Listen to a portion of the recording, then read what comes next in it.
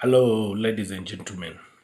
As we meet again, today I'm talking about our star boy, Alejandro Garnacho. Some people think he's called Alexandra, but in the spelling there's a J.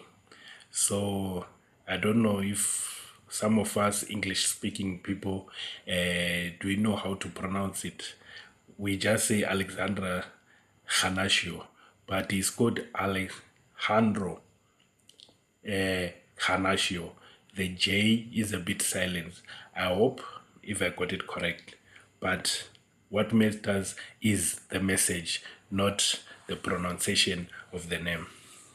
Garnacho was born 1 July 2004.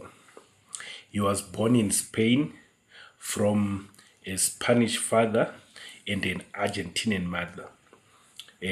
People always ask why Garnacho he plays for Argentina. He chose to represent Argentina because he's got a strong ties. He's got strong ties with the mother's family, with the mother and the mother's family. That's why he chose to play for Argentina. Born in Spain, the father is from Spain. The mother is from Argentina. He represents Argentina at national level. But during his youth days, he played for Spain. He even played for Atletico Madrid junior team. Most of you believe that Garnacho was born in Manchester United. He started his youth career in Manchester. No, he was actually bought during the time of Ole. He was bought to Manchester United to play for our junior teams. So just to clarify that one, because I've seen when people argue, when people talk, they compare him maybe to Rashford, people like Maimo who came from Manchester. He actually came from Spain, where he was born, to come and play for Manchester United junior team, of which he did very well at the junior team. That's why he was promoted to play for our senior team. Just to talk about the guy, there's a lot of rumors going around that he's going to be sold. Napoli have bid this. How much is he worth? Things like that. A lot of people are crying about this guy. Is it worth it to sell the guy? Is it worth it to sell one of our junior players? There's my small take. My job, and most of you, what I hope you're gonna do, our job is to support the team. Our job is to support the decisions, especially of the coach. If the coach doesn't value the player or sees that the player doesn't suit his system, who are we to argue? Because we love the guy, we like the guy, his charisma, the kids love Garnacho, but if it doesn't suit the type of play which the coach wants, who are we to deny that? Because I've heard Ruben talk in many of his press conferences that he prefer to keep the ball. He prefer to build as a team. He doesn't like this transition that when you just get ball, you feed it up front. You just get the ball, you feed it up front. He prefers to attack as a team, to defend as a team. And he also mentioned that Garnacho is not used to play in between the lines, to pass. He's used to running. He's just used to play in a transition, of which it doesn't make him a bad player. It's just that I believe he doesn't suit Amorim's system. Look at when everyone is fit to play, there's no one who's suspended. Garnacho, for the previous games, he was not starting. He was actually starting by default. There's a suspension to Dalot. There's a knock on Ahmad on the previous game. Last time he was left, him and Rashford, they were left not even in the squad. But he managed to work his way back to the squad. So it's some of those small signs which tells you that no, this guy is not in the coach's mind. He's not in the coach's plan. So that's why you see a club like Napoli, a club which relies on counter-attack. That's why they bought Lukaku. It was Garnacho will suit very well for Napoli. But for what we're trying to do, trying to play possession-based team, I don't know if it suits our play. On the other side, I don't want to see him go. He offers us a different type of soccer. If you are under attack, we need players like Garnacho. That's why I say sometimes Garnacho, I believe he's suitable for coming as a substitute, not to start the game. He's suitable when people are tired. Maybe when we're looking for a plan B, we're being attacked left, right, and center. We need a point of exiting the back. Garnacho should be always in front, threatening their defense with his speed. And if there's a team which plays high line, like, those Tottenhams, those Arsenals, if you've got someone like Garnacho who's speedy, a pacey winger, it will help you a lot. So I'm caught between the two. If they want to let him go, I don't mind. If they want to keep him, I also don't mind. Whatever the plan is. But if they are going to let him go, we need a suitable and reliable player who's going to command first team football, not someone to groom, someone to start to learn about Manchester. We want someone who's going to be a first team player. That's my take on it. Just to talk about him also, Garnacho, most people believe he's very clinical. Garnacho is not that clinical. I'm going to give you some stats about him. He actually misses a lot as compared to what he is supposed to score. His conversion rate is low. It's not that high. If you compare him to people like Anthony Gordon, I just chose a few, even Jordan Sancho, Martinelli, Gakpo, even Rashford, all of them, they've got a higher conversion rate. Look at Gakpo. Gakpo is on 22, almost 23. Martinelli is on 32. But Garnacho is on 8, which is about 7.7, going to 8, his conversion rate, which means chances of him scoring are next to 0. If he's got an opportunity or a chance is created, there's a high chance of him missing than scoring. That's what I've noticed. But he's a threat. He's good, he's wanted, because he make the defenders not to sleep. He make the defenders to be on their toes. He opens spaces for other people. So he's got his strengths, he's got his weaknesses. Sometimes I question his decision making. Where he's supposed to just make a simple pass, he opts for shooting. Where he's supposed to shoot, sometimes he opts for passing. Or he opts to do dribbling more than necessary. So sometimes I question his decision making. And there's also, I've talked about him and Rasmus. There's something which I've seen. For people who watch Manchester, please try to take this note. Does Rasmus and Garnacho, do they like each other? I don't think those people, they like each other. There's a lot of quarreling, a lot of shouting. I don't know who's at fault. But judging from history, Garnacho has got a bit of an attitude. Even Bruno have said it in one of the interviews that Garnacho should be down to earth. If he can maintain a good attitude, he's going to be a good player. There are clips which are circulating on social media where Bruno is trying to tell him to go to the free kick, to go. Him is refusing. He's being told even by the coach to go, but him is going back. Some players, they tell him to mark. Him, he refuses, he go back. Those are small things which I see that, no, maybe he doesn't, he's not like a team player and they are not friends as such with other players. It's just each man for himself. It's just something which I've noticed from Garnacho. Otherwise, the guy is a good player. So whether they sell him or they keep him, I don't mind. I'm okay with whatever they say.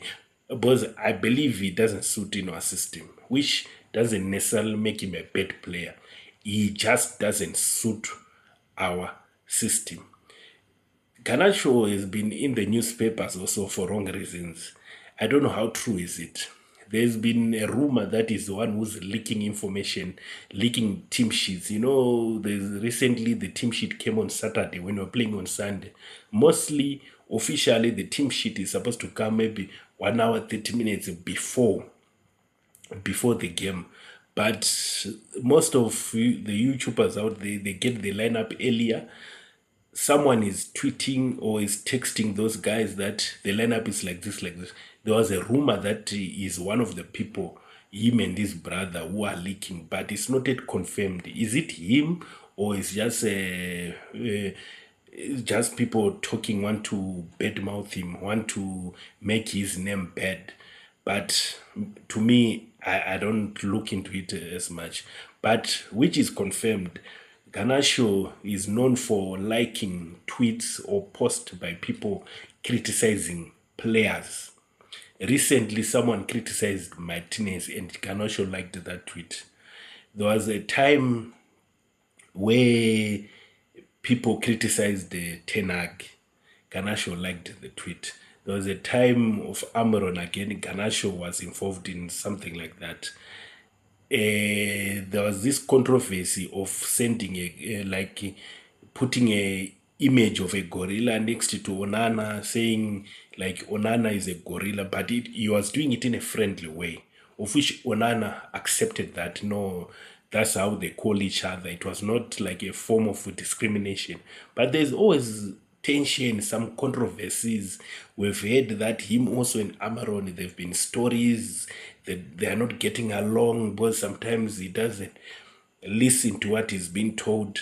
But there's a lot of stories. So I don't know, maybe Amaron is just saying, let this guy go. He's part of the people who are affecting the team.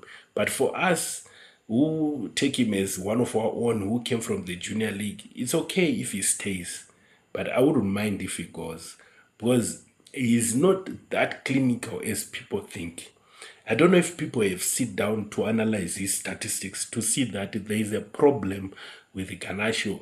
If we play a team which is challenging for the Premier League, a team which wants to win trophies, I don't know, we need clinical strikers who know what they're doing. We need clinical wingers, not someone sometimes he scores, he just tries his luck, things like that. So that's one of the things which I've noticed about Garnacho. But otherwise, he's a good player. He's now playing for the national team for Argentina, although he hasn't scored alongside Messi. He's played there.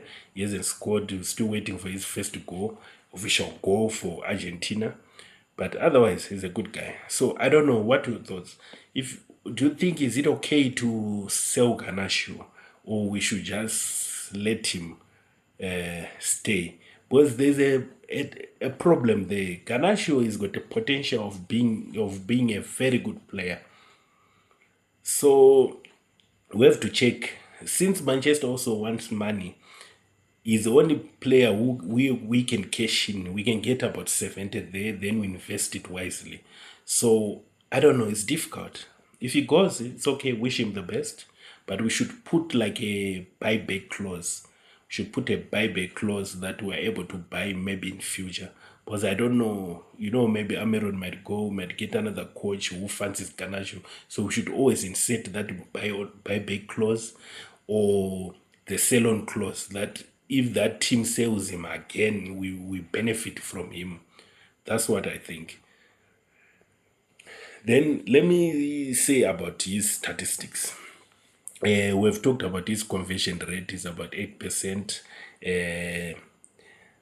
Also in the Premier League, let me start with the Premier League. In the Premier League, Garnacho have played 77 games, scored 13, assisted 7. He has scored 13 goals out of 7.